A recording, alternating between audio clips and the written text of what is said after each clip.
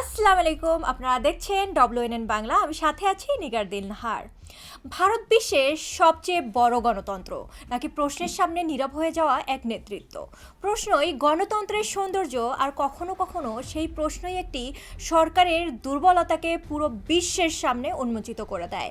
নরওয়েতে ভারতীয় প্রধানমন্ত্রী নরেন্দ্র মোদীর সাম্প্রতিক সফরেও ঠিক তেমনই একটি ঘটনা ঘটেছে। Prime Minister Modi, why don't you take some questions from the freest press in the world?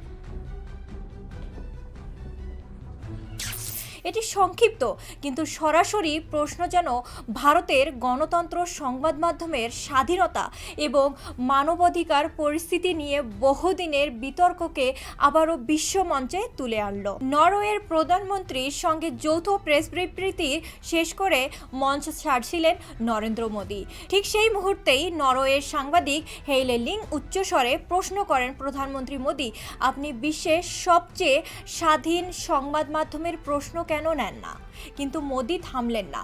প্রশ্ন শুনেও কোনো উত্তর না দিয়ে মাথা নিচু করে সেখান থেকে চলে যান। আর সেই নীরবতাই যেন পুরো ঘটনার সবচেয়ে বড় বার্তায় পরিণত হয়। এই প্রশ্ন আরও গুরুত্বপূর্ণ হয়ে ওঠে কারণ বিশ্ব প্রেস ফ্রিডম ইন্ডেক্সে নরওয়ে রয়েছে প্রথম স্থানে আর ভারত 157তম স্থানে। একদিকে বিশ্বের বৃহত্তম গণতন্ত্রের দাবি, অন্যদিকে কঠিন প্রশ্নের মুখে নীরবতা। এই বৈপরীত্য আন্তর্জাতিক মহলে ভারতের ভাবমূর্তিকে নতুন করে আলোচনায় নিয়ে এসেছে। পরবর্তীতে ভারতের পররাষ্ট্র মন্ত্রণালয়ের প্রেস ব্রিফিংয়েও সাংবাদিকরা মানবাধিকার, সংখ্যালঘুদের পরিস্থিতি এবং সংবাদ মাধ্যমের উপর চাপ নিয়ে প্রশ্ন তোলেন। কিন্তু সরাসরি উত্তর দেওয়ার বদলে পররাষ্ট্র সচিব সুবি জর্জ ভারতীয় সংবিধান, গণতন্ত্র, ঐতিহ্য, ইতিহাস এবং আইনের শাসন নিয়ে দীর্ঘ বক্তব্য দিতে শুরু করেন। তবুও মূল প্রশ্নটি থেকে যায়, যদি ভারত সত্যি একটি শক্তিশালী গণতন্ত্র হয়, তাহলে সমালোচনামূলক প্রশ্নের সামনে এত অস্বস্তি কেন? বাস্তবতা হলো, গত কয়েক বছরে ভারতের মানবাধিকার লঙ্ঘন, সংখ্যালঘুদের বিরুদ্ধে বৈষম্য, সাংবাদিকদের উপর চাপ এবং বিভিন্ন ভিন্নমত দমনের অভিযোগ রয়েছে এবং এসব আন্তর্জাতিক পর্যায়ে বারবার উঠে এসেছে। Amnesty International and Human Rights ওয়াচের মতে, বৈশ্বিক মানবাধিকার সংস্থাগুলো একাধিকবার ভারতে সংবাদ মাধ্যমের স্বাধীনতা ও মানবাধিকার পরিস্থিতি নিয়ে উদ্বেগ প্রকাশ করেছে। এটি শুধুমাত্র একটি প্রশ্ন বা একটি প্রেস কনফারেন্সের বিষয় নয়, এটি সেই ধারণার বিষয় যা ধীরে ধীরে বিশ্বের বিভিন্ন দেশে আরও জোরালো হয়ে উঠছে।